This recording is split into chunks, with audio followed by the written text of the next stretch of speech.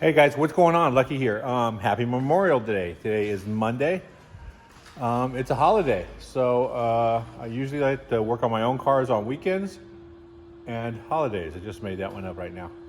I worked on this bucket, the guac and roll from the show over the weekend. I still got some more stuff to do to it now. I've got the Falcon all taken apart and parts on order for that puppy. What else is going on here? I had the 69 out about an hour ago and I pushed it back in there. It is ready. It runs, drives, it's good. Now I kind of wanted to make sure it was a good runner and driver, so I put a good carb on it, dialed it all in, and put a little heat into it. Everything's fine, the motor seems good. Now I'm actually gonna take the the intake and everything off and do a full fuel injection conversion on it. So yeah, we're ready to get to that next level on that thing. The 57 is super close. It's not really a big rush vehicle, so I'm kind of squeezing it in between other stuff. But yeah, and then I infinitely starting projects that I figure I'll knock out in one day, and this thing's gonna end up on here for a week. So this is the Fury Wagon. A lot of people ask me about it and want to know more about it. So here's one thing that you may or may not have known, but it had a hellacious oil leak that just kept getting worse. So today I backed it in, let it cool down, and pulled the pan.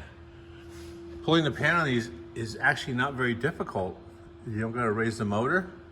Well, I guess depending on the pan and how your exhaust is set up. I undid the pitman arm and the drag link, or pitman arm and idler arm, which you can actually get away with doing just one side. And then pulled all the bolts out of the pan and pried it off, and there it is. With my little splash guard, I welded in there to stop the oil from leaving the pickup when I accelerate. Actually works okay, it doesn't drop oil pressure anymore. But the problem was that whenever I accelerated hard, it would just leak oil just everywhere, saturate everything under here. And that got old really fast. There's the gear bender overdrive behind that 727. Yeah, nothing too flashy under here. This is a homemade exhaust, parts I had laying around. A couple of Flowmasters, a couple old Flowmasters. And yeah, the exhaust on these is kind of weird because they start in the middle, they got to go out real wide because it's a torsion bar car. But yeah, let me show you what I found out when I got that pan off. I thought rear main seal, I've already replaced it like twice.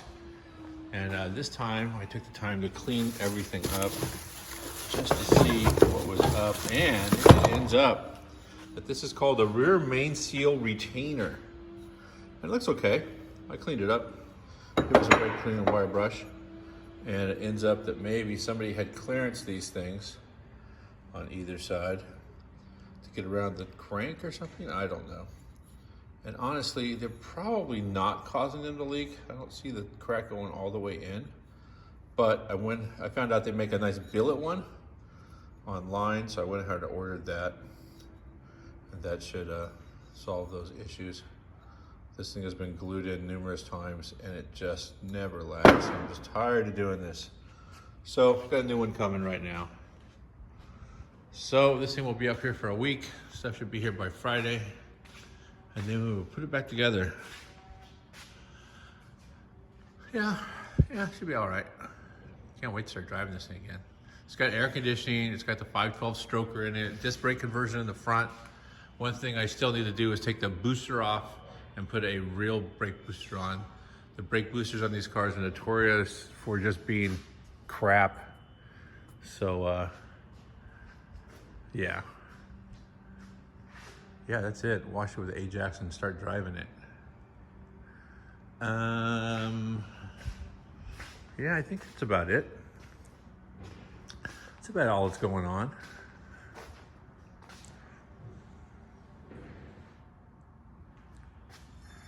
All right, you guys.